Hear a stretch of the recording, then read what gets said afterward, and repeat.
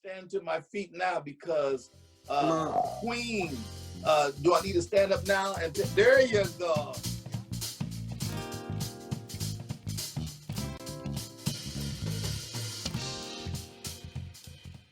How's everybody doing? Good. How are you doing? I'm good because it's like 50 people in the room. So I say, how's everybody doing? Like it's not two people or something. Well, I'm glad you're doing well. How are you, Mom? Yes, doing good. Doing good. I was talking to Mom. Mom, how are you? I didn't hear you. I'm sorry. Okay. Is my audio okay? Yes. It is. Okay. I think I'm just processing mentally today. I have a lot going on in my head. Oh, okay. So No problem. I think I might have heard you and I didn't hear you. Oh, that's all right. That's all right. It's snowing like crazy. Oh, wow. Yeah, well, we got that a little bit earlier. Well, I know I'm also distracting because I got my drum sound isolation headphones on. I spilled some coffee earlier this week and fried my external speakers. And so I got my sound isolation drummer headphones like I'm about to do a concert or something. But it's the only way I can hear you all pretty good today. But welcome to another weekend episode of Chatting with the Clays. Excited, once again to just have this time to just chat with my parents for an hour on a Sunday. This is always a highlight, and it's always interesting to think about what's happening in the world, and then to hear the wonderful sermons and to try to piece together ways we can make really exciting and engaging conversations that just is enriching for the body of Christ and for the kingdom. So Dad, I heard you preaching today speaking about, and I'm paraphrasing, fainting is not an option. And I'm like, oh wow, listen, I was ready to just go ahead and play dead for a little bit, but I guess I can't get away with that for the week, But this week's episode, I wanted to coin the big payback. Now I know, Mom, don't look at me like that. Y'all know I'm a James Brown fan, and there's just a little bit of irony. So it's not necessarily what you think. I know the big payback was talking about a whole other kind of situation, but it's what came to mind. So don't y'all chastise me. But today, just don't get up and dance. Well, and as long as nobody screams when you say the big payback, I guess we're all right. Yeah. On the one, So this week will be the big payback. So let's do some level setting, right? So we are in Black History Month, and we have seen a whole lot happen, not only in the history of this world, this country, in the full diaspora of African American and Black and African origin and descent peoples. And when we think about Black History Month, we've lived, I think, what is some revolutionary experiences just in the last year. And oftentimes, if I were to go back to my childhood, and maybe you all would say the same, one of the things I've appreciated that's come forth during Black History Month is this highlight and this focus on contributions of African Americans, Black people to the world, and especially to this country. And sometimes we focus in on the civil rights movement and some of those leaders.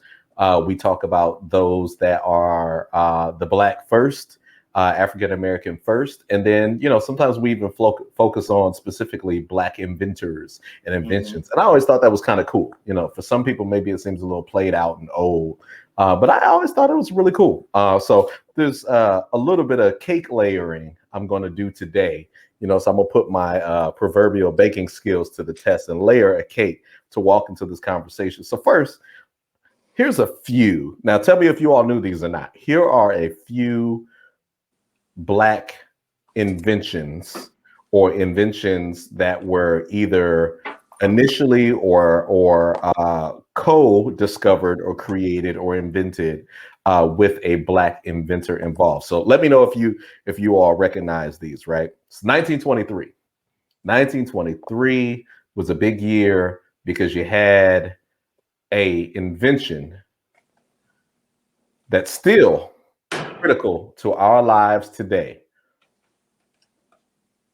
An invention that was released upon the world, and especially for you, Dad, this invention. Oh, so 1923. So you're gonna pick me out? Okay, thanks. All Well, right. I mean, you weren't a senior in high school or anything. I wasn't saying that, but I was just saying for you specifically, this invention is particularly special and relevant.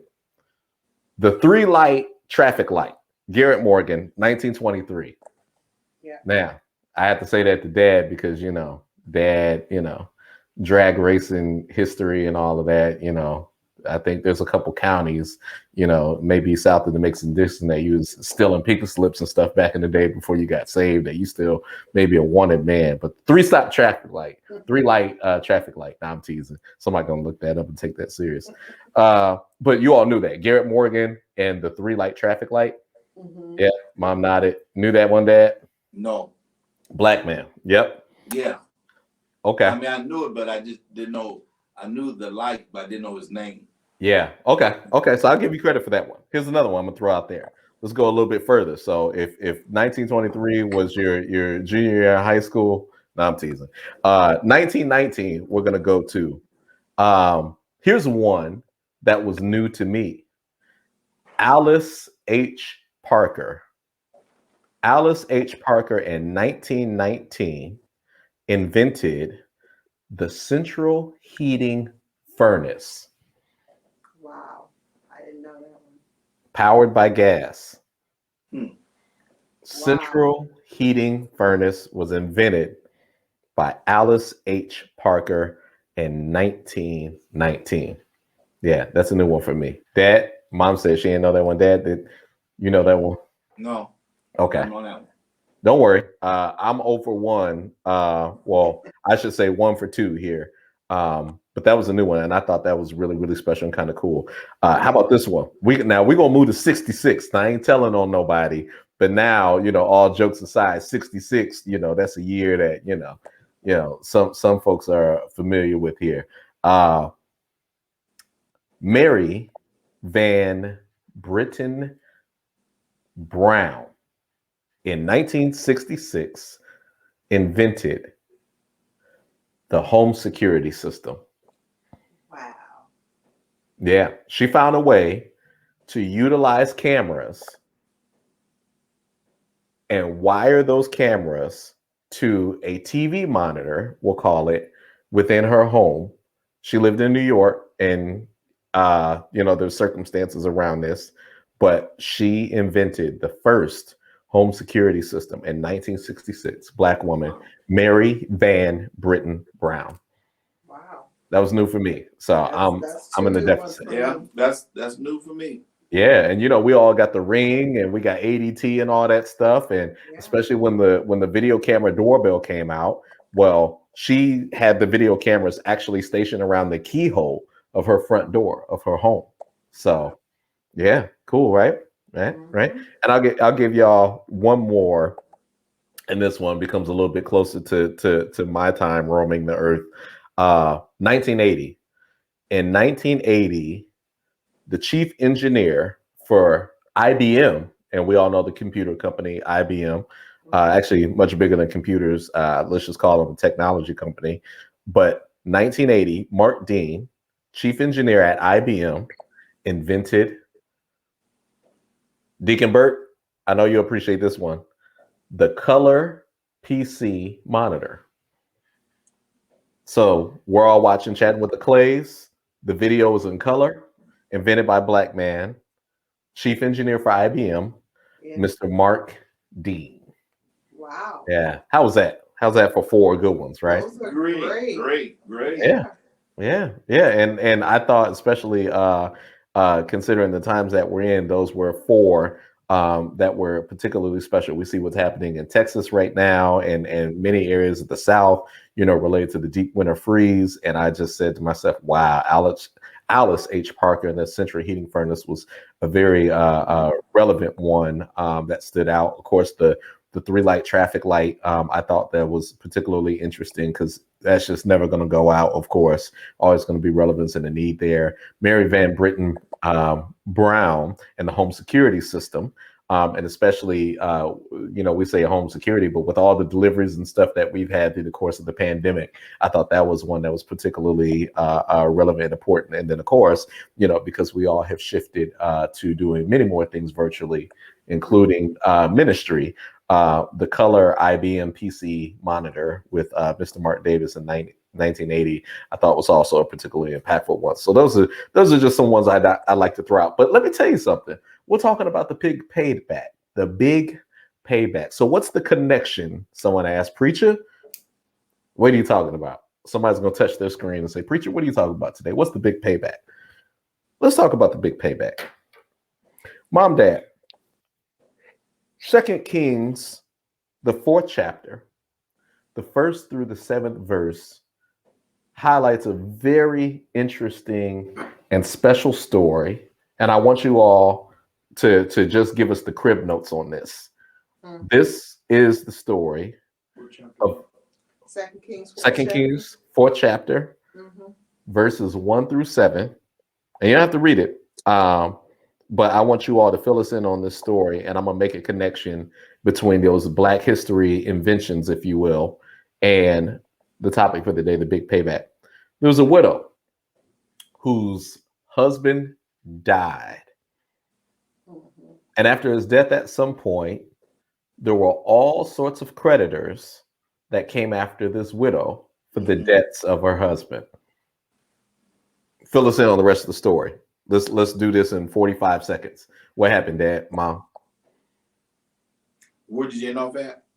I just threw out the teaser. So the widow, her husband passed, the creditor came to collect debts from the widow on behalf of her husband who had passed. Fill in the blanks of the story. Well, the prophet was there, and the conversation between Elisha and the woman brought Elisha to the point, and he presented her a question. What do you have? You have any pots in the house? And she said yes. So he said, bring me the pot. Okay, Mom, pick up right there. So the widow brought the pot to Elisha. What happened after that point? Well, I'm sorry. A pot of oil she had. And Yep. he said, bring me the pot. Yep. The pot with oil in it. Vessel. Bring me. That's the only thing I had. Bring me that pot down. Yep. Go ahead, pick it up. It was an empty pot. It had oil in it. Okay. Yep. Spot on. Pick it up, Mom. Then what happened? Well, then Elisha told her to go borrow some more pots. Mm-hmm. And I'm sure she probably was thinking, why? Because that's all I have. Yep. And from neighbors. So she goes to borrow the pots from the neighbors. Keep going. Come on. Bring me home now. E flat. And I'm sure it's not making sense to her, but she borrows the pots from the neighbors, brings them back. And I'm sure she's probably wondering what's in the mind of Elisha, why because this is all I have. And for them to be multiplied, it didn't make sense because there was no more oil coming. Yes. I'm getting excited. Come on. So all that's coming is more pots. And did it say how many pots? I don't think it said. I didn't see a number. No. Oh. But we know it was many times over. Many empty vessels or pots. She went and borrowed. And what happened then, Dad? Come on, bring me home. Well, then what was interesting is that the pot of oil that she had, she got as many as she could. And as many empty pots as she could. Yep. The prophet started to fill each of the empty pots from the pot that she had. Now, the miracle. Wait. Okay, don't go to the miracle yet. Don't go to the miracle yet. Just tell me what happened. He kept pouring out of the pot into their pots. And he kept pointing, and question came up. He asked her, is this all the pots that you can get? Can you find any more pots now? Yeah. Wait. Don't do it. You're gonna mess up where I'm going. So what happened after all of that took place? What was the result? You want me to go back to me? Go ahead, Dad. The vessels are full now. All the vessels were full. All the vessels. Paid. Yep. And then after that, the creditors were paid. Right. Right. So her debt, her crisis was solved, and the miracle of having the one small pot of oil and borrowing many large vessels. The one small pot was poured into the many larger vessels. She was able to sell the oil and pay off all of her husband's debt. Right? Yep. Now, remember at the beginning of this, when the husband died, she was in debt, and the creditors were coming, and they were going to take her 2 sons to work to pay off the debt of their deceased father, right?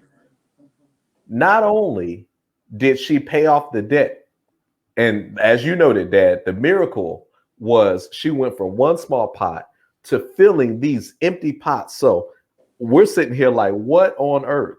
This one small pot, all these large vessels in the house, you would say one small pot, the same size, that's it. This one's empty, this one's now full. And it was just a transfer. It wasn't just a transfer.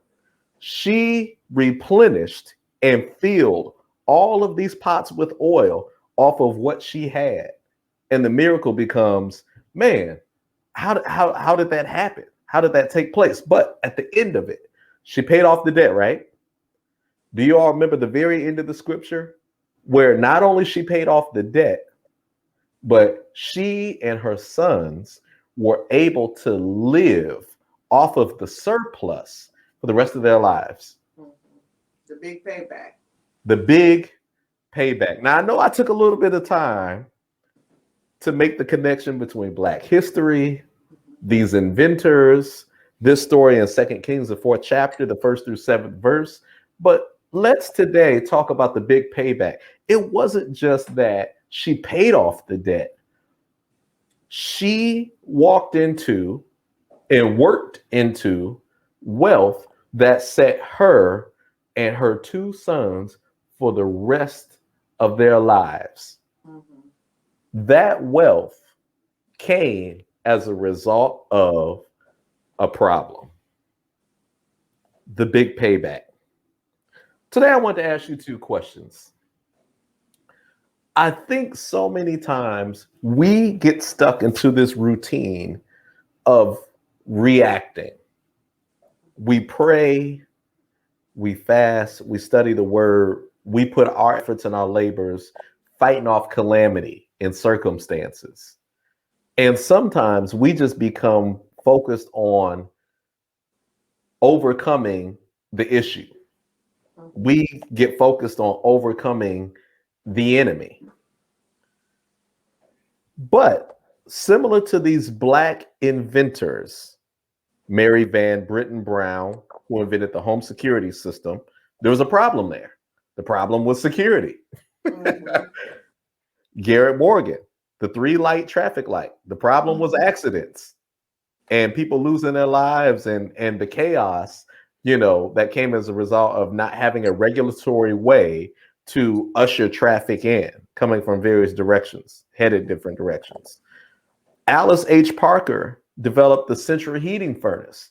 There was a problem there, cold, right? And then Mark Dean, who invented the color IBM PC monitor, solved the issue of wanting to have an enhanced experience, an enhanced visual experience on the computer monitor. Yeah. All of these wonderful inventions started out as problems. So I wanted to ask you all today, what are problems that we as believers should be running to instead of just trying to get around and get over? What are problems that we should be running to instead of just trying to get around them and get over them? Up. I hear you thinking. Dad's thinking in C sharp. Mom's thinking in E flat. What are problems we should be running to instead of just trying to get around and get over? Sinners.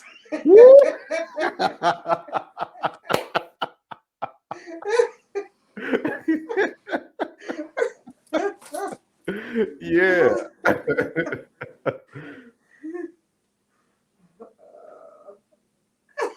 I know. Y'all both ready. Come on. Go ahead.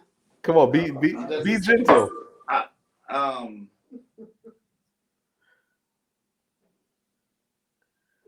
Challenging our faith. Mm. Okay. Now that would say, well, that's a no-brainer to have faith. But how often do we have to revisit our faith? Mm-hmm. How often? My faith. We talk about faith. How often do we have to go revisit what we told other people to do? Mm-hmm. Running to that same place where I told you to go. Mm-hmm. And where I told you to go, now I'm facing some problems where I have to go where I told you to go. And sometimes the challenge is, all right, you've spoken this over somebody else's life. Mm-hmm. Now it's time. I say it often, it's time for you to eat your own cooking. Mm-hmm. Mm-hmm. I have to eat what I prepared for others. Mm-hmm. And sometimes I think, I don't want to say it's possible, I know it's a fact, that we can tell a lot of people a lot of things that we at times are reluctant to go visit ourselves. Yeah. And so we have to run to the same place that I told you to go. Mm-hmm. I have to do the same thing. Mm-hmm. And oftentimes in leadership, we do it so long, we do it day in and day out, day in and day out. And I think, I don't want to say it's hypocritical, Mm-hmm. but you have to realize it's for you too. Yeah. The word is for you. Yeah. Your encouragement is for you also. That's right. The message that you preach is for you also. Yeah. It's not that I'm going to give everybody else, and then it comes down to me. I'm gonna find an alternative route to go. Mm-hmm. I have to do the same thing. Yeah. So yeah. I have to run to that same place that I told you. We talked about the place of provision. So when I'm in need, I struggle trying to do everything else, but to go to the same place that I told you to go for your provision.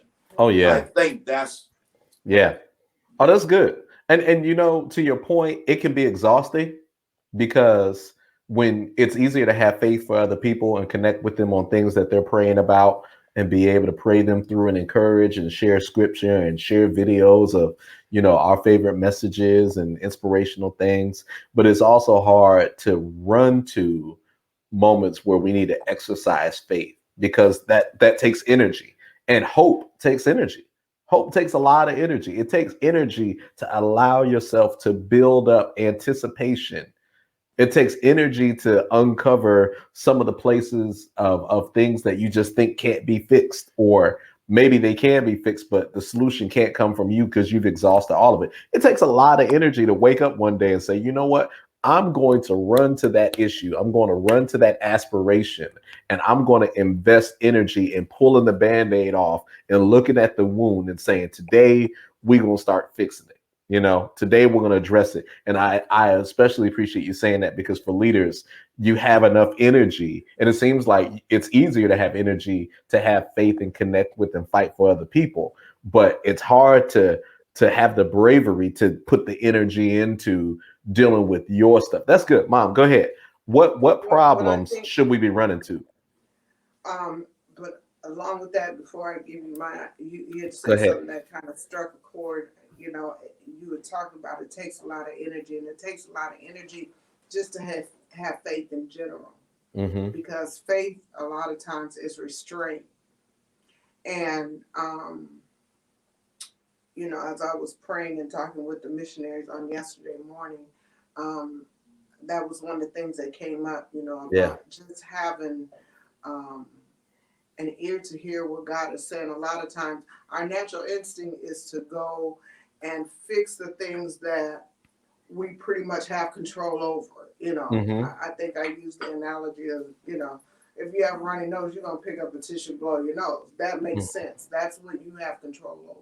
You're not going to say, God, do it. You know, that's the thing you have control of. So our natural instincts are to handle the things that we know that we can handle, or we think we know that we can handle. But having faith, sometimes we get in God's way and we make a mess of things.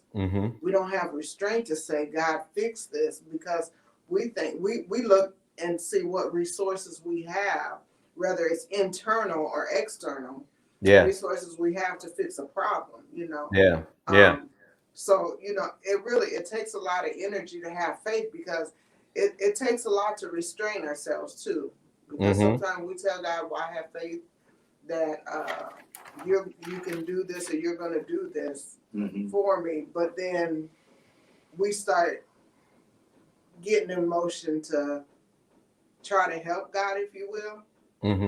You know, and a lot of times, you know, the scripture says, in our patience possess our soul. So we just have to be patient and wait for God to do it, you know. Absolutely. So, and realize that we can't help God. So absolutely, it does take a lot of energy. I laughed, and my first reaction when I said sinners, but just ministering, you know, to people, to run to them. A lot of times, I think even in leadership, it's harder. We don't want the hard job of going out to minister. We want those to come to, you know, our ministry, so we can minister to them, but not go out to minister to. And that's the thing that we should be running to. You know, back in the day, and when ministries were established, and even probably, I shouldn't say back in the day, but even today, when you're trying to establish a ministry, the first thing you do is go to where you think ministry needs to be had. But once ministry is established, it's easy to say we want it to come to us, so we can start ministering. So one of the things I think we should a problem to run to, if you want to call it a problem, is to ministry, finding the things that really need to be ministered to. Because once we establish ministry and, you know, say, well, we need to set up this type of ministry. Maybe it's hospital ministry, maybe it's jail ministry, maybe it's educational ministry. We have these things set up, and so we maintenance those, but we don't look any further to where else do we need to go? Where else is the need or the problem? Absolutely. Let me chime in and pile on there. I'll name one because I got another question to segue to that might be nice to bridge to from here. I'll say people is a problem that we should run to instead of skirting around, and I mean that in the appropriate way. You know, we're quick to get things off of our chest and say what we need to say, and, you know, confront someone when we think they're wrong and we're right. You know, but on two levels. One, when we're wrong, it's hard to run to a person and have energy behind that. Like, okay, you know, I said something, you know, that maybe struck you the wrong way, and instead of addressing it. And I try to do this. I really, this is one I really try to preach with or practice what I preach, especially with the size of organization that I have to lead. There's a lot of interpersonal, you know, pieces. You know, I got 4 departments that all are in different areas, and there's a lot of personalities, and there's a department head to each department. So oftentimes I deal with the department heads, and there's problems that lie below the surface of the department heads, and sometimes there's problems with the department heads. And because I spend so much time in the strategic, I don't get to know the people as well as I want to. So I sometimes feel a little awkward dealing with the personnel parts, because it's like, well, I haven't been able to spend the kind of time I want to get to know you, to kind of deal with those issues.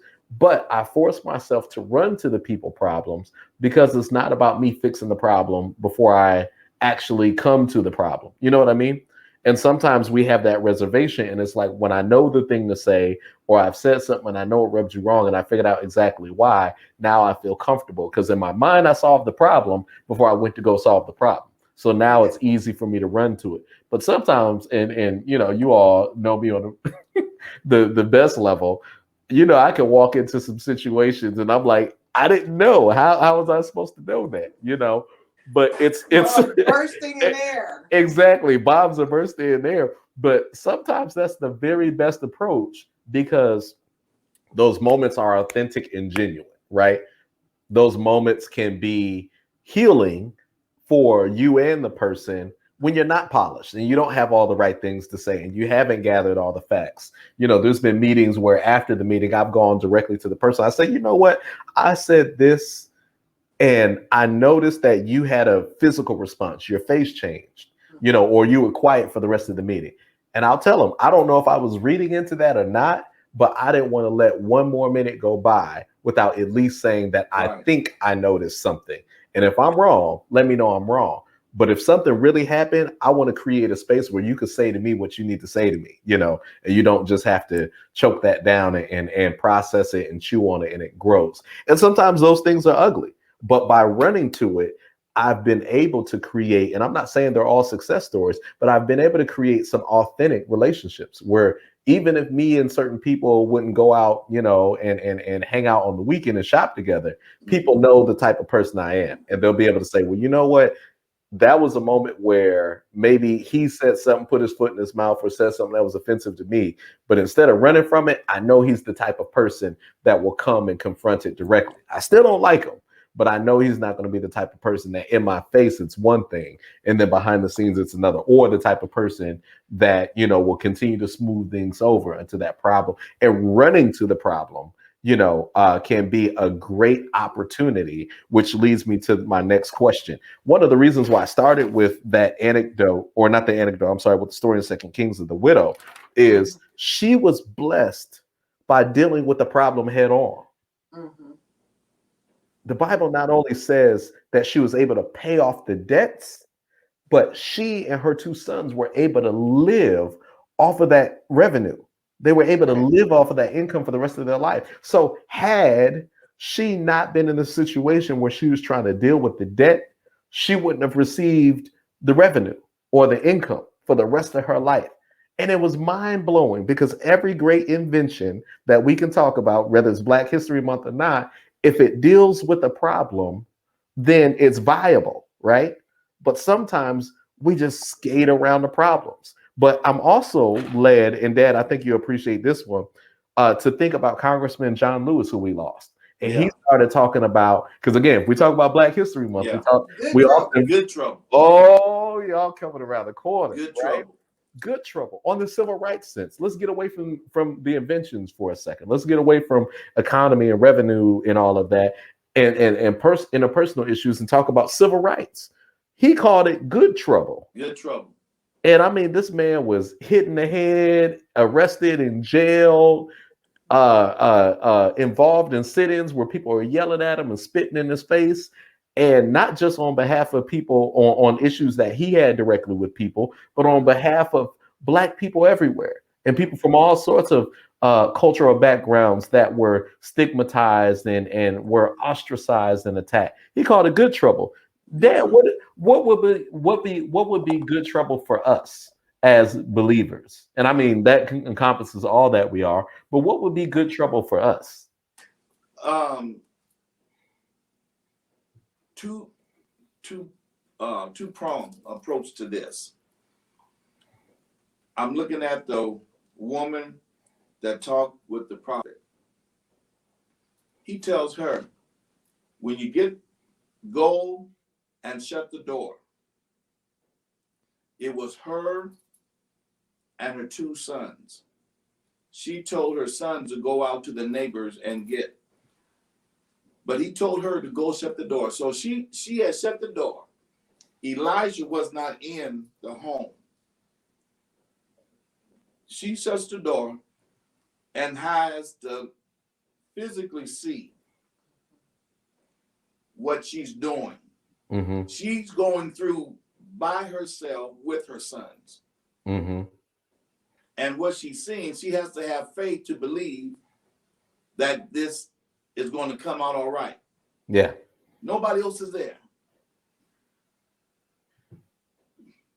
We get so comfortable in thinking that, okay, we get so comfortable when the Lord brings us through and we get to a comfortable place and we want to stay in a comfortable place with God. Mm-hmm.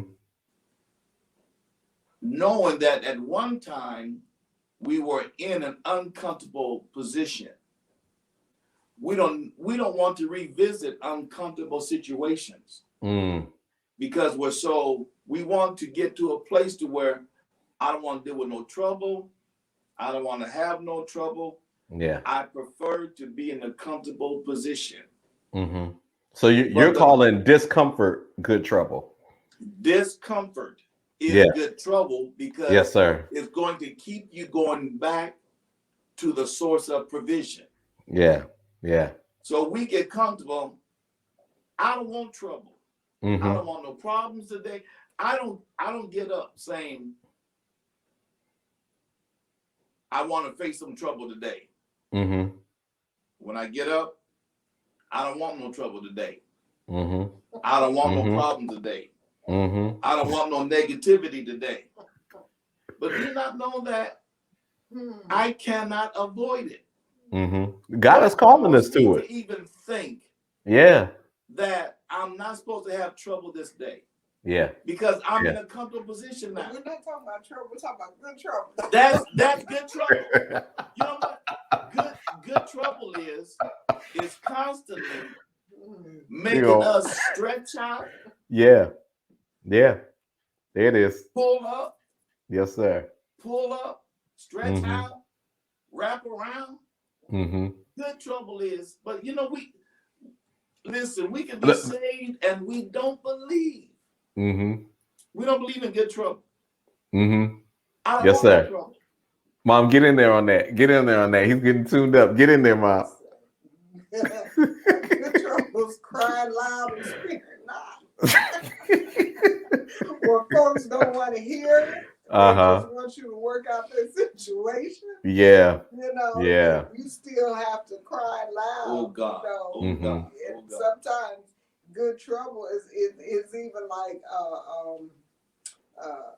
hard parenting, loving hard and just telling people, you know what? No, that you can't do that. That's not the right thing to do. Let's pray, let's fast. Sometimes that's the good trouble, and teaching, and just staying at the grind. Sometimes that's the first lady. Listen, if you wasn't the first lady, staying at the grind because you are saved, your work is constantly at the grind, and people are constantly fighting against the grind. Yeah, absolutely. That's good trouble. Absolutely. Yeah. You know what good trouble is? Go for it. You're trying to tell somebody, be encouraged, be strong. They'll listen, then they come to you, but. When you say but, it erases everything that I just said. Why can't you take what I said and just believe it? Yeah. The good trouble is they ain't listening. So what happens when people don't listen? Good trouble means, who was it? Oh my goodness, the prophet. Was that Jeremiah that said, listen here, I ain't going to, let me say it like this. I ain't going to preach no more. Mm-hmm. I ain't preaching no more to nobody. Mm-hmm. I'm not going to witness to nobody. Mm-hmm. Everybody else is going on vacation. I'm going to go on vacation. Mm-hmm. Other folks don't want to be bothered. I'm not going to be bothered. I'm not going to answer my phone. I tell you what I'm going to do. I'm going to just keep driving until I find a hotel that says there's room enough for you, and you don't have to be bothered here. Yeah. But then he said, you know what? When I sat down and I thought about good trouble, and it hit me, he said it was just like fire. Yeah. Shot in my bones. Yeah. Let me squeeze a third one in here. That's excellent. And you know, part of what I think Congressman Lewis, Representative Lewis, and we know he's deceased and he's gone on. He fought the status quo.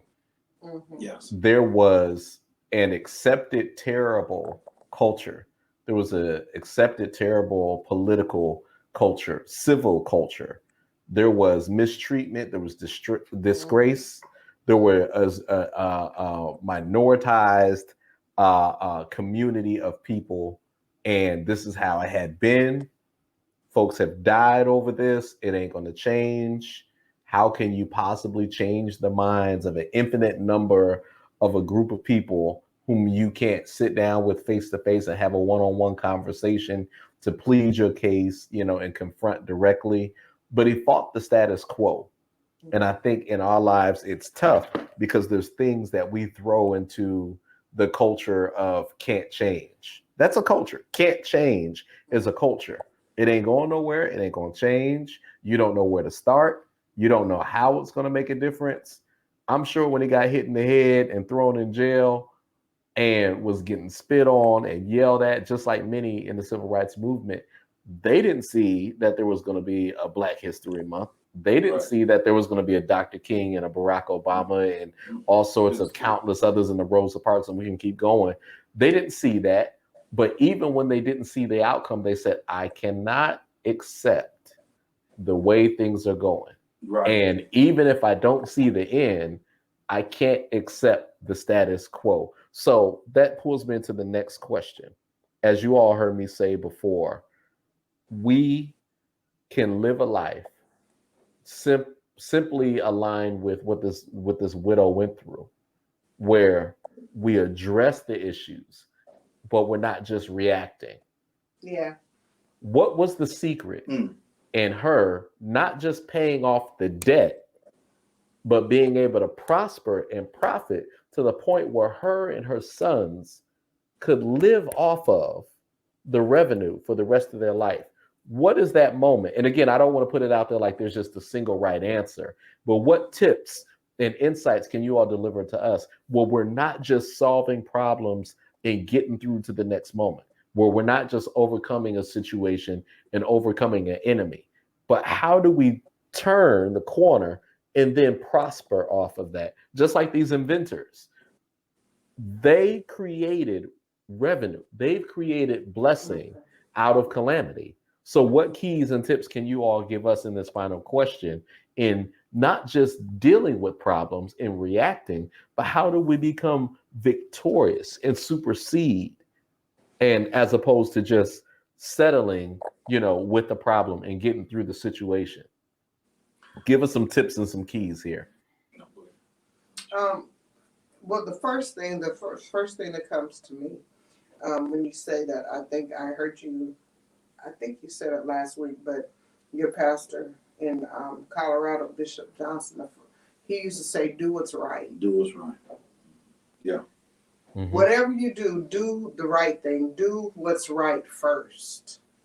You know, righteousness exalts a nation, and that's scripture. Mm-hmm. So doing what's right sometimes is good trouble. You know, and making a stand for the thing that's right, even when you know that the consequences may be negative, or you know the repercussions from that thing may be negative. You know, a lot of times, you know, we grew up in the 60s, and a lot of times to make change, even though they knew if we protest, we're going to jail. The point was the right thing is to be heard. The right thing is to make some noise against wrong. Mm-hmm. And you know, and again, that's the thing that John Lewis was talking about, the good trouble. Mm-hmm. Sometimes the right thing may cause trouble, but it's bringing attention to what's wrong. Mm-hmm. That's the ultimate thing. And a lot of time, even in ministry and even in our Christian walk, even all the examples through the Bible, even Jesus and stuff, sometimes making a stand for righteousness, even though it brought bad repercussions. I mean, we could just bad repercussions. I mean, Jesus going to the cross. Mm-hmm. You know, by him not even saying a mumbling word, that the percussion, you know, he didn't, the repercussions, he didn't try to fight and say, I didn't do this, I didn't do that. Mm-hmm. But just because he was martyred and he knew him making a stand and not making a fight for what was right. Are you getting a feedback? I am. Okay.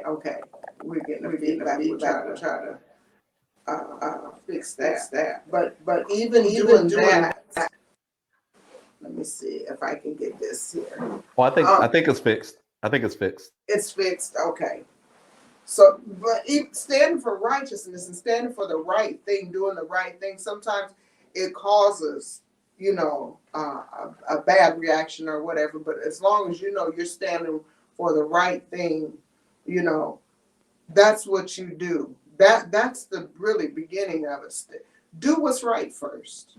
And when you know you're doing what's right, you know the end has to come out in your favor.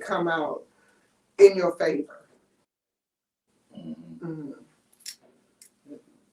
Now I can't hear you. Mm-mm.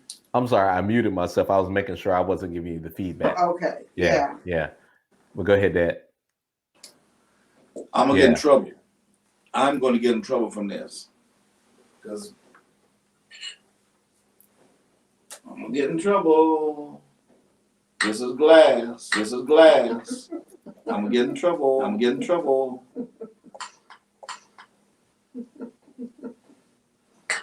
Yeah, be glad I cleaned that this morning. All of us were standing on somebody else's shoulders. Mm-hmm.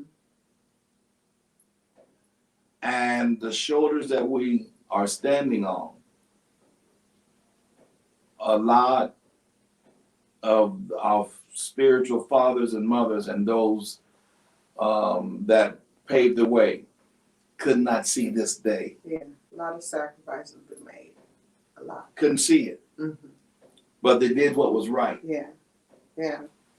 When you can't see, maybe your mother's and my generation, I don't know what our grandchildren are going to face when they get in their 20s and 30s. We don't know what our children are going to face when you get our age. But we put enough right into y'all to where I believe it'll guide you. Jesus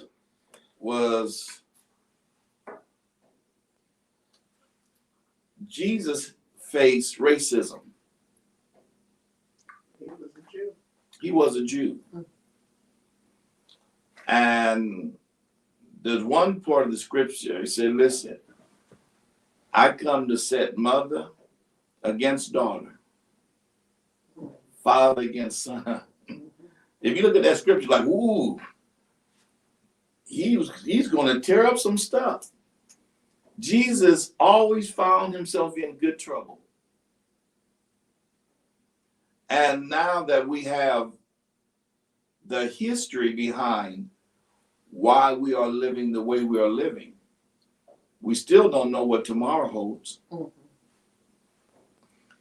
when you're doing what's right, it's very interesting. The woman that was filling up the pots of oil with the oil, you can't tell me that every time, I don't know if she poured it, took something and dipped, but I believe every time that she was filling the bucket, she looked at, is this going to run out?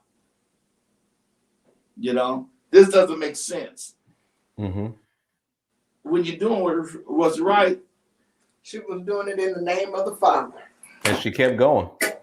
She kept going. Listen, she didn't walk away from it. She kept going. I believe that she would have stopped because it was her and her son. But what motivated her? She looked at her sons and said, "I'm doing this for my kids." Mm-hmm. There you go, sir. You know, I can just get by. If I get kicked out of our home, I can survive. But I'm doing it for my sons. Yeah. And remember, they did not have, they inherited debt. Mm-hmm. But she said, I'm doing it for my sons. Yeah. Yeah. So they won't have to suffer. She suffered debt. Yeah. She felt the agony of being without. Yeah. But she did what was right so her children would have a great start. And she took a risk. She risked took a risk. She risked looking crazy. She took a risk in believing the man of God. Yeah. Or the woman of God. How many times do we take a risk? Yeah. I think the message in the class, what the Wednesday and Thursday, I said, what is risky business? Risky business. Yep. Love is a risky business. Mm-hmm. Yeah. Doing what's right is risky. Absolutely. Absolutely. What's right is not always what's prevalent. Absolutely.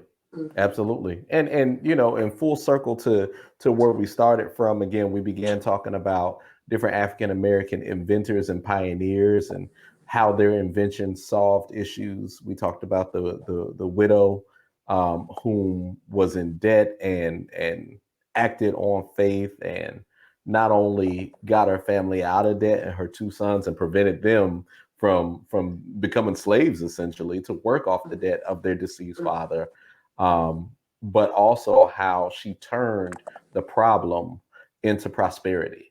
Yes. And I believe that when we start to change the way we look at the problems in our life, we unlock the keys to prosperity.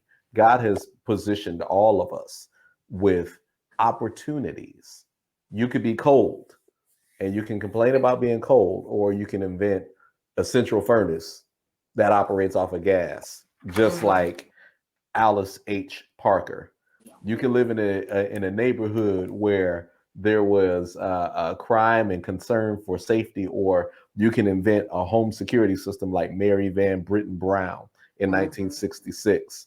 You know, you can be even Mark Dean, and I really appreciate this one, where, okay, you know, we got these things called computers and PCs and processors, and we can get accustomed to, hey, this is something we've never had before. We got screens, green. Y'all remember the green screens on the computer? Yes. You know, black and green, you know, or you can be like Mark Dean in 1980 with IBM and invent a color IBM PC monitor, and you can open up an opportunity, you know, and those are things that honestly, all of us are gifted with problems. And when you solve problems, especially economically, if you can figure out how to solve problems, not only for yourself, but other people, you will never want for anything. If you can figure out how to solve problems, you will always be employed. You will always be promotable. But the difference is some of us look at the problems and we run away from it, or we complain about it, right? Or we can understand that God has gifted us with problems. David's problem was a Goliath. And look what it did for David by running to the problem, Goliath, and slaying it, you know? And I'm sure some people after that were like, man, maybe I should have took a shot, you know? I was sitting in the back like, oh, man, what are we going to do? But man, I could have did that, man. You know, he wasn't as tough as he looked. You know, you see how David took him down? Man, I could have, you know? And we sit on the sideline with the I couldas. or we could run to the problems in our life and really understand that God has not put any more on us than we can bear. He has created an opportunity, but the opportunity was packaged in a problem. And that's one of the things I appreciate, not only about some of the giants that we talked about in Black History today, in terms of inventors. We talked about former Congress Representative John Lewis and some of our other civil rights leaders who have taken the problems head on. But we are also equipped. And sometimes we just think that a certain life, a certain opportunity, a certain blessing is beyond us. We're not as favored as the next person. Therefore, it can never be. Well, I would challenge all of us this week to look at our problems and look for the opportunity in the problems. We don't just have to react to what the enemy is throwing at us and just pray for deliverance. I believe that God has given us the power not just to seek deliverance, but to overcome and obtain prosperity in various areas of our life. I believe that widow unlocked it. She took the problem head on. She didn't spend time making her case and complaining. She didn't say, well, I'm a single mom now, I'm a widow, and I got these 2 boys, what you expect me to do? She was looking for solutions. She approached Elisha and said, how can I fix this? She didn't say, Lord, strike down all these creditors. No, he was in debt. That's fair, right? However, it was an opportunity that she ran to. And she didn't just look to get through or skirt around the problem. And I believe that this is something that will help all of us if we continue to look within our problems and look for the prosperity, look for the opportunity, and trust God to be able to deliver us. And that, I think, is not only prevalent in the stories that we can reflect upon in Black history through the remainder of this month, but also we can reflect and search through the Bible. Really take time to say, what are the problems that these folks faced? And then how did they find the opportunity within the problem to get where God chose and really desired and wanted for them to be. And that is where we are with the big payback. So if I really would have set this up, I would have had my James Brown in the back. No, that would have been terrible, right? How you gonna do, have James Brown and they have Second Kings, going on at the same time. But no, so I enjoyed this. I hope that you all again can continue to go through as leaders this week and look within the things you all have charged for and find even the opportunities for the 2 of you all. Because as we spoke earlier, you're not just going through on your own behalf, but you're also leading so many different folks through. So we do have a special prayer for the 2 of you all coming into this week. But as we conclude our episode, we go ahead and turn it to the 2 of you all to close. Hey, well, again, thank you for being a part of Chatting with the Clays today.